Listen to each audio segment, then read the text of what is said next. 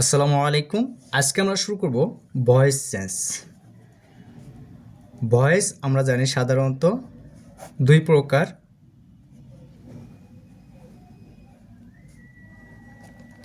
একটা হলো active voice আর একটা প্যাসিভ।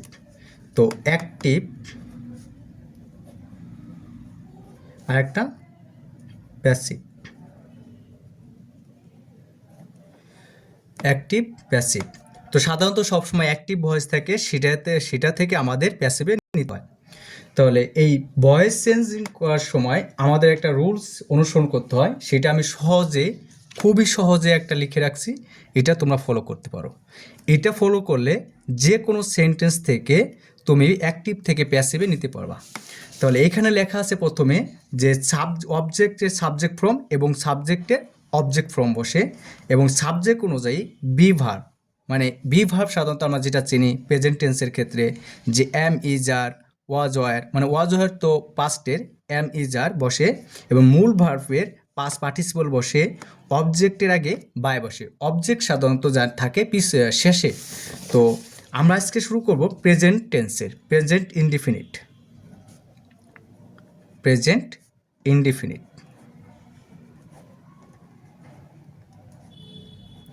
Present indefinite. তাহলে প্রেজেন্ট ইনডিফিনিটের রুলস আমরা যে লিখে রাখছি, তাহলে একটা এক্সাম্পল হিসেবে আমি যদি তোমাদের কাছে একটা তুলে ধরি, তাহলে তোমাদের বুঝতে আরও সহজ হবে। ধরো, আই রাইট এ লেটার। তাহলে এইখানে আগে বুঝতে হবে আমাদের সাবজেক্ট কোনটা, অবজেক্ট কোনটা, বি ভার্ব কোনটা, মেইন ভার্ব কোনটা, মানে যেটাকে মূল ভার্ব বলা হয়। তাহলে এই জিনিসটা যদি আমরা বুঝি, তাহলে এই রুলসটা গঠন করে, এই রুলসের যে গঠনটা, এটা অনুসরণ করলে আমরা সহজেই ভয়েস চেঞ্জটা পারবো। তাহলে এইখানে যে আমাদের রুলস রয়েছে, আমি তোমাদের সরাসরি রুলসটা দেখাইতেছি, যেখানে লেখা আছে অবজেক্টের সাবজেক্ট ফর্ম এবং সাবজেক্টের অবজেক্ট ফর্ম। তাহলে এইখানে সাবজেক্টটা কি আছে? আই। এখানে সাবজেক্ট আছে আই, এবং অবজেক্ট আছে কি? A letter. কারণ সাবজেক্ট আর অবজেক্টের মাঝে কি থাকে? ভার্ব থাকে। কি থাকে? ভার্ব থাকে। তাহলে এখানে মেইন ভার্বটা কি? রাইট। তাহলে আই রাইট এ লেটার। তাহলে আমাদের রুলস অনুযায়ী যদি আমরা এটা অ্যাক্টিভ থেকে প্যাসিভে নেই, তাহলে এইভাবে হয় জিনিসটা, যে অবজেক্ট হবে সাবজেক্ট এবং সাবজেক্ট হবে অবজেক্ট। সহজ ভাষায় এখানে লেখা আছে যে অবজেক্টের সাবজেক্ট ফর্ম এবং সাবজেক্টের অবজেক্ট ফর্ম। তাহলে এটা যদি আমি সহজে বলি যে সাবজেক্ট হবে অবজেক্ট এবং অবজেক্ট হবে সাবজেক্ট, তাহলে জিনিসটা এমন হয় যে এ লেটার, তারপর কি আছে? আমরা অবজেক্টকে সাবজেক্ট বানাইছি, তারপর আছে সাবজেক্ট অনুযায়ী বি ভার্ব, মানে এম ইজ আর বসে। প্রেজেন্ট টেন্সের ক্ষেত্রে সবসময় বি ভার্ব হয় এম ইজ আর। তাহলে এম ইজ আর আমরা ইজ সাধারণত বস্তুর ক্ষেত্রে, আর এম আর এটা সাধারণত মানে কোনো পার্সনের ক্ষেত্রে আমরা বেশিরভাগ ব্যবহার করি। এম সাধারণত জানি যে আমার ক্ষেত্রে, মানে আয়ের ক্ষেত্রে ব্যবহার হয়। তাহলে এইখানে এ লেটার ইজ, তাহলে কী হবে? এমও বসবে না, আরও বসবে না, তাহলে কি থাকে? থাকে হলো ইজ। তাহলে এ লেটার ইজ, তারপর কি দেওয়া আছে?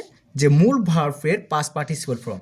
তাহলে পাস্ট পার্টিসিপল, এখানে মূল ভার্বটা কি আমাদের এটা আগে চিনতে হবে। এখানে মূল ভার্ব হলো রাইট। তাহলে মূল ভার্বের পাস্ট পার্টিসিপল ফর্মটা কি? রিটেন। এই যে এটা right, written, RITTEN, WRITTEN, written. তাহলে কি হবে? রিটেন। তাহলে আমাদের যে রুলসটা, এই রুলস অনুযায়ী হবে মূল ভার্বের পাস্ট পার্টিসিপল ফর্ম। তাহলে কি হবে? Written, WRITTEN, written. তারপর আমাদের রুলসে কি দেওয়া আছে? অবজেক্টের আগে কি বসে? অবজেক্টের কি বসে? বাই বসে। তাহলে আমরা দিলাম। এখন তো আমাদের কাজ শেষ, মানে আমাদের যে মেইন ভার্বের পাস্ট পার্টিসিপল ফর্ম, আমরা জানি প্রত্যেকটা ভার্বের তিনটা ফর্ম থাকে, ফার্স্ট ফর্ম, সেকেন্ড ফর্ম এবং থার্ড, মানে পাস্ট পার্টিসিপল ফর্ম যেটাকে বলে, এটা বসে। তাহলে বাই যদি আমরা দেই, তাহলে থাকে কি? অবজেক্টের পালা। অবজেক্ট কি আছে? অবজেক্ট আছে আই। তাই আই যে অবজেক্ট ফর্ম কি হবে? মি। অবজেক্ট ফর্ম অবজেক্টের সাবজেক্ট ফর্ম বসবে, কারণ আই আমরা জানি সাধারণত আরেকটা নিই, যে আই হয় মি, ইউ হয় ইউ, উই হয় আস, এগুলো সারা জীবন তোমাদের মনে রাখতে হবে, কারণ এটা আমাদের সব সময় লাগবে। ঠিক আছে, এই অ্যাক্টিভ থেকে প্যাসিভ করার সময় এটা আমাদের সব সময় লাগবে। তাহলে এই যে হলো আমাদের ভয়েস চেঞ্জ।